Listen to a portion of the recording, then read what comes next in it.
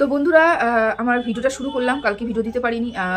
সত্যি কথা বলতে কি বলতো, সবসময়ের জন্য মুড হয় না, মানে বলার অনেক কিছু থাকে কিন্তু মুখ দিয়ে কথা বেরোয় না, এরকমই পরিস্থিতি গতকাল ছিল। কালকে বিকেলবেলা কোনো ভিডিও দিইনি, তাই ভাবলাম যে আজকে তো এই ভিডিওটা আমাকে দিতেই হবে। আমার দর্শক বন্ধুরা রয়েছে, ভালোবাসা খারাপ বাসা সেটা জানি না, তবে দর্শক রয়েছে, যদি দিই তাহলে গুটি কয়েক মানুষ আমাকে দেখতে আসবে, হয়তো আমাকে দেখতে আসবে, এই আশাতেই তো ভিডিওটা দিই।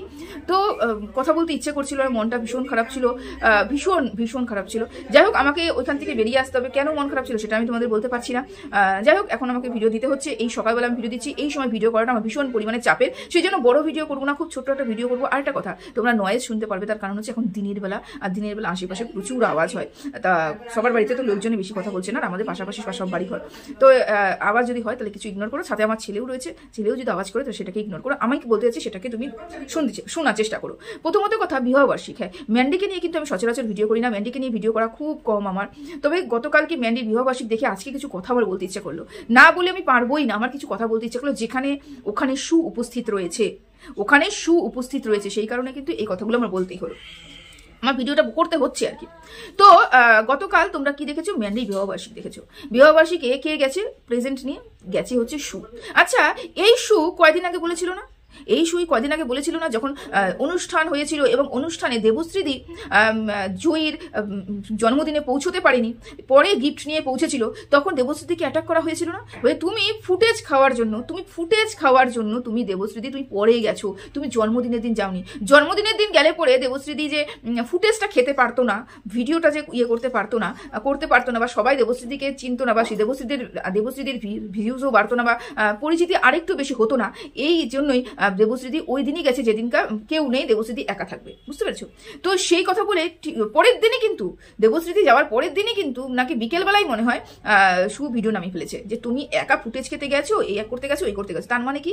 তার মানে যে ওর মনে হিংসা রয়েছে, তার মানে ওর মধ্যে স্বার্থের সম্পর্ক রয়েছে, যে ম্যান্ডির সাথে ম্যান্ডির সাথে সম্পর্ক আমি তৈরি করছি, আর ম্যান্ডিকে যত রকম করে ইউজ করা যায় আমি ইউজ করব, আমি ছাড়া ম্যান্ডিকে কেউ ইউজ করতে পারবে না। ম্যান্ডির যত ফ্যান ফলোয়িং আছে, যত ভিউয়ার্স আছে, যত ভালোবাসার মানুষ আছে, যত খারাপ বাসার মানুষ, সব যাতে আমাকেই দেখে এবং আমারই যাতে পরিচিতি লাভ হয়, সেই কাজটা কিন্তু আমি করবো। সেই কারণে অন্য কেউ যদি ওখানে ঢুকে যায়, ওর ইনসিকিউর ফিল করে, যে বাবা আমি ছাড়া অন্য একজন চলে গেল, ও ফুটেজ খেয়ে নিল, এই একটা ব্যাপার। তাহলে এই যে তোমরা বোন বলছো, তাহলে কি এটা কি সত্যি সত্যি ভালোবাসার সম্পর্ক? না, এখানে হচ্ছে একটা স্বার্থের সম্পর্ক রয়েছে, দুজনের সাথে স্বার্থের জন্য মিলছে, স্বার্থের সাথে সম্পর্ক তৈরি করেছে। কোনো বোন নেই, কোনো ভালোবাসা নেই, কোনো ভালোবাসাটা থাকতে পারে না।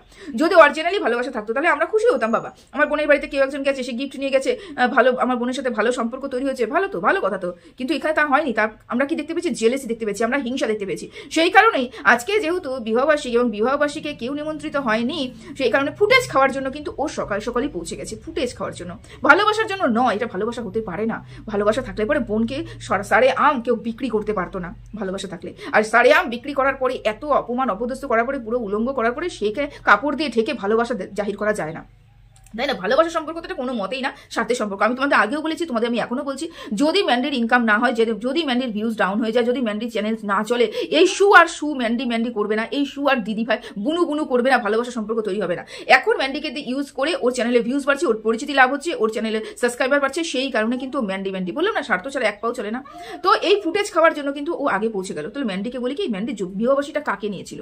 বিবাহবার্ষিকীটা কার জন্য? বিবাহবার্ষিকীটা তুমি তোমার হাজবেন্ডের জন্য, তুমি এবং তোমার হাজবেন্ড দুজনে মিলে বিয়ে করেছিল, তো বিবাহবার্ষিকী তৈরি হচ্ছে প্রতি বছর, তাই না? তো যদি হাজবেন্ডকেই বিবাহবার্ষিকীর দিনে অপমান করতে হয়, অবহেলা করতে হয়, তাহলে এই বিবাহবার্ষিকীর কোনো মানে আছে? কোনো মানে নেই। কিন্তু এই যে বিবাহবার্ষিকীটা ঘিরে যে এত একটা ব্লগ, মানে সেই হাসি খুশি আনন্দ ফুর্তির একটা গ্র্যান্ড ব্লগ তোমরা শেয়ার করলে, এখানে আমি দেখেছি তোমার হাজবেন্ডের প্রতি তোমার অবহেলা, বুঝেছো? আজ কি অবহেলা? সেটা হচ্ছে, আমরা সাধারণত যেরকম প্রতিদিনকার নিয়ম, প্রতিদিনকার যখন আমরা কাজে কর্মে ব্যস্ত থাকি, মানে বিশেষ দিন বাদ দিয়ে, তখন কিন্তু আমার হাজবেন্ড আলাদা খায়, আমি আলাদা খাই। কিন্তু যদি কোনো দিন স্পেশাল থাকে, তখন কিন্তু আমার হাজবেন্ড বাড়িতে বসে আগে খাবে, তারপরে কিন্তু আমি খাবো, বা বলতে পারো আমরা দুজন কিন্তু একসাথে খেতে বসবো। তার কারণ কি? ওটা একটা বিশেষ দিন, তাই তো? তো আমরা গতকালকে কি দেখতে পেয়েছি? আমরা দেখতে পেয়েছি ম্যান্ডি দিদিকে নিয়ে এতটাই মশগুল যে দিদির আশাতে আমার হাজবেন্ডের কথা মনে নেই। বিবাহবার্ষিক কার জন্য হয়েছে সেটাই ভুলে গেছে, কার সাথে বিয়ে হয়েছে সেটাই ভুলে গেছে, বুঝতে পেরেছো? এই বিবাহবার্ষিকটা তার হাজবেন্ডের জন্যই সম্পূর্ণ হচ্ছে, কিন্তু হাজবেন্ডের খাওয়াটা ওরকম করে বেড়ে রাখা হয়েছে। আচ্ছা তোমরাই বলো তো, হিন্দু ঘরে বা আমরা সাধারণত কারা সব জানি না, সবার কথা আমি বলতে পারছি না, তবে আমি আমার আশেপাশের পরিবেশে এত বড় একটা এতদিন এত বয়স হয়েছে আমি দেখিনি কোনোদিনও খাবার বেড়ে রাখতে কাউকে। এবং ওরকম করে খাবার বেড়ে রাখতে হাজবেন্ড ডাক্তার দেখাতে গেছে, তার আসার পর্যন্ত আমি অপেক্ষা করতে পারছি না, আমাকে খাবার বেড়ে রাখতে হচ্ছে। আজকে তো বিশেষ দিন ছিল, তাই না? আজকে তো বিশেষ দিন ছিল, আজকের দিনেও এইরকম অপমান না করলেও তো চলতো, অবহেলা না করলেও তো চলতো। যেই সম্পর্কটা আজকে তোমাকে বাঁচিয়ে রেখেছে, যেই সম্পর্কটার জন্য, হ্যাঁ শুধুমাত্র স্যান্ডির জন্যই তুমি আজকে মাথা উঁচু করে বাঁচতে পারছো। তোমাকে বলার আগে দুটো মানুষ চিন্তা করবে যে তোমার পাশে স্যান্ডি দাঁড়িয়ে আছে, স্যান্ডি তোমার সেই পুরনো সব কীর্তিকলাপকে নিজের গায়ে মেখে তোমাকে ধুয়ে ফেলেছে, তুলসী পাতা করে ফেলেছে। সেই স্যান্ডিকে এরকম করে অবহেলা, যে সে ডাক্তার দেখাতে গেছে এসেই এরকম করে খেয়ে নেবে। কেন আজকের দিনটা বসে থাকলে চলতো না? ও দিদিভাই বসবে না, দিদিভাইকে তো খেতে দিতে হবে, দুজনে মিলে বিরিয়ানি রান্না করে খেতে হবে। বললাম না, তুমি যেরকম স্বার্থপর, তোমার সাথে জুটেছেও সেরকম স্বার্থপর, বুঝতে পেরেছো? সম্পর্ক এরকম করে হয় না। অবশ্য তোমার যদি সত্যি সত্যি স্যান্ডির প্রতি কোনো ভালোবাসা থাকতো তাহলে তুমি আর ওই কাজগুলো করতে পারতে না যেই কাজগুলো করেছো। আচ্ছা বাই দ্য ওয়ে, প্রতিবার আমি তো জানি যে বিয়ের তো একবারই আমাদের স্বামী বিয়ের সময় সিঁদুর পরায়, তো আমি তো কোনোদিনও ভাবজমন দেখিনি যে প্রতি বছর এরকম করে কেউ সিঁদুর পরায়, আমি তো কোনোদিনও দেখিনি। যাই হোক, সিঁদুর পরানো হচ্ছে, ঘটা করে সিঁদুর পরানো হচ্ছে, প্রতি ক্ষেত্রে দেখি সিঁদুর পরানো হয়, মানে এটা যে সম্পূর্ণটাই একটা কন্টেন্ট এটা বুঝতে পেরেছি। এখানে বিবাহবার্ষিক বলে কোনো কিছু নেই, সম্পূর্ণটাই একটা কন্টেন্ট।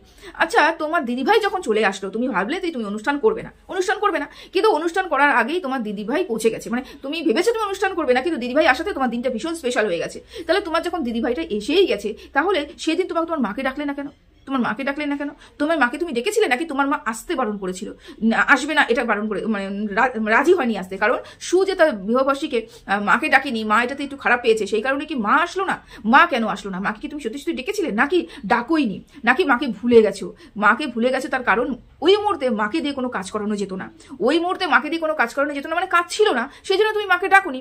আর যদি সত্যি ডেকে থাকো তাহলে মা আসতে নারাজ, তার কারণ সুকে পছন্দ করছে না, বা সু যে বিবাহবার্ষিকীকে নেমন্তন্ন করেনি এটা মা খারাপ পেয়েছে, দুটোর মধ্যে তো একটা হবে। এবং আমি তো এটা মানে যতটুকু আমি বুঝতে পেরেছি সেটা হচ্ছে মাকে তুমি ডাকুনি, মাকে ডাকলে পরে ওখানে ব্যাঘাত হবে, তোমার মা এসে দুটো কথা বলবে, তোমরা দুটো কথা বলতে পারবে না, একটু করতে পারবে না, মানে তোমাদের একান্তে সময় কাটাতে লাগে। তো সেটা আর মাকে আমি দেখেছি কখন আসে বলো তো, বাড়িতে প্রচুর যখন কাজ থাকে, কাজের যখন লোকের অভাব হয় তখন তোমার মা তোমার বাড়িতে ঠিক পৌঁছে যায়। যেমন তোমরা ঘুরতে গেলে এবং তোমার মেয়েকে তোমার মার কাছে গিয়ে রেখে আসলে, তাই না?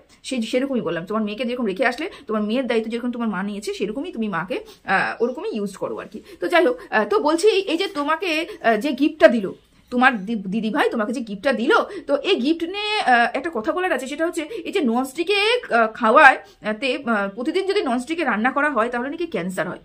কে বলেছে? হ্যাঁ আমি শুনেছি এরকম, কিন্তু এই কথাটা তো মারুকে কদিন আগে না তোমার দিদি জ্ঞান দিল যে ননস্টিকে কড়াইতে এরকম খাচ্ছি, ননস্টিকে কড়াই। আমি শুনেছি ননস্টিকে কড়াইতে রান্না করলে যে ছালগুলো বেরিয়ে আসে না কালো কালো ওগুলো শরীরে খুব ক্ষতিকর, এবং ওটা গেলে পরে নাকি ক্যান্সার হয়। এবং এটা জানি না এটা মার্কেটিং এর জন্য হচ্ছে, মার্কেটিংয়ে ননস্টিক বেশি বিক্রি হচ্ছে, এটা হতে পারে। এই মার্কেটিং ব্যাপারটা আমি যাচ্ছি না, তবে এইটা কথাটা আমি শুনেছি, কতটুকু যুক্তিযুক্ত আমি বলতে পারছি না। তবে তোমার দিদিভাই তো কদিন আগেই মারুকে পুরো জ্ঞান দিয়েছে ননস্টিকে খেলে পরে ক্যান্সার হয়, এবং সেই দিদিভাই তোমাকে ননস্টিকে কড়াই গিফট করলো।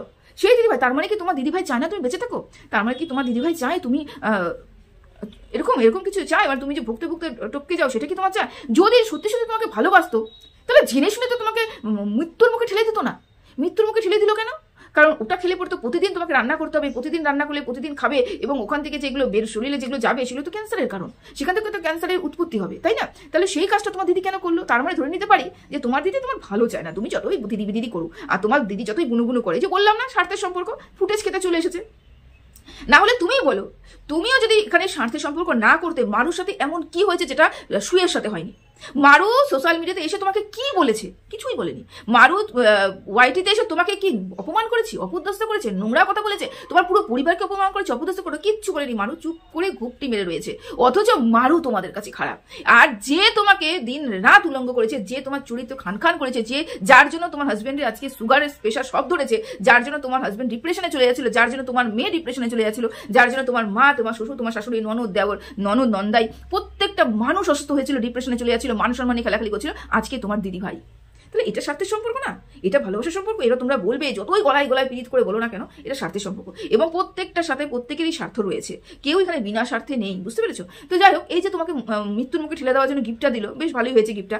আর একটা কথা বলে রাখি, সেটা হচ্ছে এই যে তুমি দিদিভাইয়ের বাড়িতে পৌঁছে গেলে, তুমি একবারও বললে না যে দিদিভাই হঠাৎ করে কেন এইসে করে তোমার জন্মদিনে যে আসলো, এই যে তোমার দিদিভাইয়ের বরকে নিয়ে আসলো না, একাই চলে আসলো এবং সারাদিন টই টই কোম্পানি করে রাত্রেবেলা তোমার দিদিভাই তোমার বাড়িতে ঢুকলো, বরের তো কোনো খোঁজ খবরও দেখতে পেলাম না, এরকম হন্যে হয়ে ঘুরে বেড়ালো সারাদিন, তোমার বাড়িতে আসলো, কোথায় কোথায় গেলো, ক্যাফেতে গেলো, এই করলো সেই করলো, মানে এই যেন উড়নচণ্ডে জীবনযাপন দেখলাম। অবশ্য তুমিও তো উড়নচণ্ডে জীবনযাপনই করেছিলে, সেই কারণে দিদিভাইকে তোমার পছন্দ, কারণ দিদিভাই তো আবার শ্বশুর শাশুড়িকে দেখে না, শ্বশুর শাশুড়িকে দায়িত্ব নিলে পরে নাকি আবার এরকম করে উড়নচণ্ডী ঘুরতে পারবে না বলেই তো আবার ঘরে নেই। নাহলে সাধারণত একটা গৃহবধূ যে সকালবেলা বেরিয়েছে রাত্রি 10টা সাড়ে 10টার সময় আবার বাড়িতে ফিরছে এবং তার সাথে কেউ নেই, মানে বাড়ির একটা জনও নেই, মানে কিভাবে যে ঘুরে বেড়াচ্ছে। যাই হোক, কি বলবো বলো তো, বললাম না যে তোমরা সবাই এক টাইপের, ওই জন্য সব রসুনের সব এক জায়গায়, সব তোমরা এক জায়গায় মিলিত হয়েছো। তো এই যে দিদিভাই তোমাকে বাড়িতে নিয়ে গেল তোমাকে, আর গিয়ে ওই যে তোমাকে ডিম সেদ্ধ খাওয়ালো, ওই ডিমটা ওই ডালটা খেতে পারলে ঘেন্না লাগলো না? ওই ক্যামেরা বন্দি করতে তোমাদের ঘেন্না লাগলো না? ক্যামেরাটা দেখেই তোমার পেটটা ঘেটে আসলো, ক্যামেরাটা দেখেই তো পুরো শরীর ঘেটে আসলো। কারণ আমি তো ভাবছি মনে ওকে ডালের মধ্যে ডিম সেদ্ধ দিতে দেখিনি, ভাতের মধ্যে ডিম সেদ্ধ খাই না আমরা, ভাতের মধ্যে ডিম সেদ্ধ খাই না, তার কারণ ডিমের গায়ে কত কিছু থাকে, আর ওগুলো যতই আমি সাবান দিয়ে সার্ফ দিয়ে ধুই না কেন ডিম, আমি এমনি তো ডিমের করে ধুয়ে পরিষ্কার করে যদি কিছু থাকে আর কি, বাবা তার ও আবার ডালের মধ্যে দিয়েছে, এবার সেই ডাল এত তৃপ্তি করে খেলে, বাপরে বাপ কি নোংরা সত্যি, মানে আমি অবাক হয়ে যাই। মানে এরা কারা, মানে এরা এতটুকু ওদের মধ্যে সেন্স কাজ করে না যে ওই ডালের মধ্যে ওই ডিম, এখন যদি বলে ডিমকে আমি সার্ফ দিয়ে ধুয়েছি, সোডা দিয়ে ধুয়েছি, যাই করো না কেন ওই ডিম ডালের মধ্যে দেওয়া উচিত নয়, ভীষণ ক্ষতিকর। যেরকম দেখতে ঘেন্না লাগছে সেরকম তোমরা এত তৃপ্তি করে খেয়ে নিলে দিদিভাইয়ের হাতে রান্না, বেশ ভালো। তো দিদিভাইকে যে তুমি দিতে গেলে, দিদিভাই যদি তুমি দিতে যদি না যেতে দিদিভাইকে, তাহলে দিদিভাই কিভাবে ফিরতো? গাড়ি ভাড়া করতো নাকি দিদিভাই একাই ফিরতো, নাকি দিদিভাইয়ের সাথে অন্য কেউ গিয়েছিল যাকে দেখা যায়নি? এরকমই কিছু ব্যাপার। দেখো পুরোপুরিটাই ব্যাপারটা সন্দেহজনক, কারণ কি একটা মেয়ে এরকম করে বেরিয়ে গেল বাড়ির থেকে, তারপরে সারাদিন তোমাদের সাথে থাকলো, খেলো দেলো, আনন্দ ফুর্তি করলো, তারপরে দিদিভাইকে তুমি বাড়িতে দিতে আসলে, মানে অত দূর ঠান্ডার মধ্যে দিতে আসলে, আর যদি তুমি দিতে না আসতে তাহলে এই দিদিভাই, এই যে তোমার এত চিন্তা দিদিভাইয়ের প্রতি, দিদিভাইকে দিতে আসলে, তাহলে সেই দিদিভাই বাড়িতে পৌঁছতো কিভাবে? কে পৌঁছতো? বরকে তো নিয়ে যায়নি, একা তো পৌঁছে গেছে। একা পৌঁছে যাওয়ার যথাযথ কারণ রয়েছে, কারণ ওর একটা কন্টেন্ট হবে, তোমাকে বিক্রি করবে, একটা কন্টেন্ট বানাবে, তোমাকে বিক্রি করে তোমাকে বাড়িতে নিয়ে এসে খাইয়ে দাইয়ে কন্টেন্ট বানিয়ে কালকে তোমার মুখটা বড় করে লাগিয়ে কন্টেন্ট করবে। তুমি যদি বলতে দিদিভাই তুই যাই কর তাই কর, আমার বাড়িতে আসলে পরে ক্যামেরাটা অন করিস না, তুই যাই কর তাই কর, আমার সাথে ক্যামেরা অন করে কথা বলিস না, আমি তোকে ভালোবাসি, তুই আমাকে ভালোবাসিস, আমরা কিন্তু কেউ কারো ক্যামেরা অন করবো না, আমরা কিন্তু ক্যামেরার বাইরেই সম্পর্কটা রাখবো। তোমার দিদিভাই পরশুদিনই তোমাকে নিয়ে নিন্দা করতে বসবে, পরশুদিনই, তুমি যদি কালকে বলো পরশুদিনই তোমাকে নিয়ে নিন্দা করতে বসবে, তোমার চরিত্রকে খান করে দিবে। এটা হচ্ছে তোমার দিদিভাই, বুঝতে পেরেছো? ও স্বার্থ ছাড়া এক পাই চলে না, এটা তুমি জানো, ভালো মতন জানো।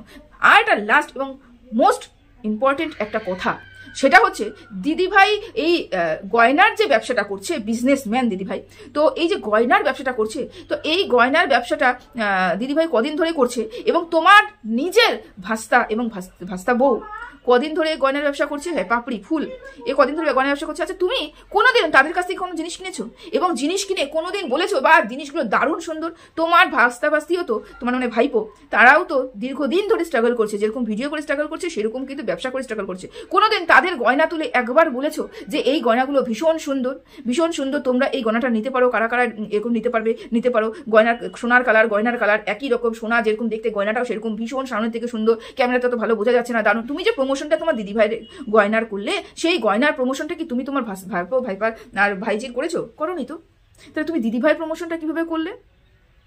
তোমাকে যে জুতোর বাড়ি দেয়, তোমাকে নিয়ে যে নোংরা কথা বলে, তোমার পরিবারকে যে চরিত্র নিয়ে, যার চরিত্রের উপরে দাগ তোলে, তারাই তোমার কাছে ভালো মানুষ হয়ে থাকে। এবং যারা তোমাকে অরিজিনালি ভালোবাসে, যারা তোমার হয়ে চিন্তা করে, যারা তোমার পরিবারের লোক, তারা তোমার কাছে কোনোদিনও ভালো হতে পারলো। যেমন তোমার মা তোমার কাছে কোনোদিনও ভালো হয়নি, তোমার শাশুড়ি তোমার শ্বশুরের কাছেও দেখতে পাইনি সেরকম।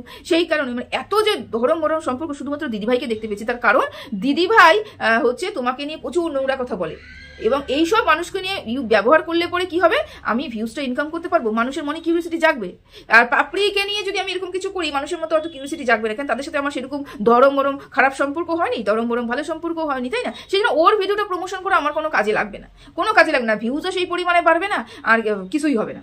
কিন্তু চেষ্টা তো করতেই পারতে, তোমার নিজের ভাইপোর বউয়ের বিজনেসটা একটু দাঁড়ানোর জন্য চেষ্টা তো করতে পারতে, করোনি। কিন্তু বললাম যে স্বার্থের সম্পূর্ণটাই, নাকি এই প্রমোশন দেওয়ার জন্যই তোমাকে ওই জিনিসগুলো গিফট দিয়েছে? তুমি বলছো আমার থেকে টাকা নেয়নি, টাকা না নেওয়ার কারণটা কি? তোমাকে এই বাজারে তুমি যে গেলে, বাজারে না, এই যে তুমি ক্যাফেতে গেলে, ক্যাফেতে খাইয়ে দাইয়ে তোমার দিদিভাই তোমার টাকাটা দিল, তোমার টাকাটাকে তোমার দিদিভাই দিল, তা এগুলো দিয়ে কি তোমাকে এই প্রমোশনের টাকাটা মেটাচ্ছে? মানে তুমি যে প্রমোট করে দিলে, ওর যেরকম ভিডিও প্রমোট করছো, ওর ফেস ভ্যালু বাড়াচ্ছো, তারপরে ওর গয়নার জিনিসগুলো প্রমোট করলে, তার জন্যই কি এই এত গিফট পাওয়া, এত গিফট দেওয়া, তারপরে বাইরে নিয়ে যাওয়া, ক্যাফেতে খাওয়ানো, বিল পেমেন্ট করা, সবগুলো কি এর জন্য? আকাশ পাপড়ি তো সেটা করতে পারবে না। আকাশ পাপড়ি অত টাকা পয়সা নেই, অত তোমার দিদি ভাইয়ের মতন অত খরচা করতে পারবে না। এবং আকাশ পাপড়ি তোমার দিদি ভাইয়ের মতন মানে সংসার ছেড়ে যখন তখন তোমার সাথে বেরিয়ে এরকম করে আনন্দ ফুর্তি করতে পারবে না বলেই কিন্তু তুমি আকাশ পাপড়িকে পাত্তাও দাওনি এবং তার প্রমোট করোনি। তার গয়না, দিদিভাই যে গয়না কিন্তু প্রমোট করেছো, যে তোমাকে মৃত্যুর মুখে ঠেলে দিচ্ছে, তার গয়না কিন্তু তোমাকে প্রমোট করতে হবে। বেশ ভালো কথা, তোমাদের ক্যারেক্টারটাই এরকম, এটা হচ্ছে মেন কথা। তোমরা যেরকম সেরকম মানুষকেই খুঁজে পেয়েছো। যাই হোক, তোমাদের বন্ধুরা আজকে মনে ওয়েলকাম করিনি, ভুলে গেছি। যাই হোক, আজকে এখানে রাখলাম ভিডিওটা। সবাই ভালো থেকো, সুস্থ থেকো। খুব গুরুত্বপূর্ণ একটা ভিডিও দিলাম। টাটা।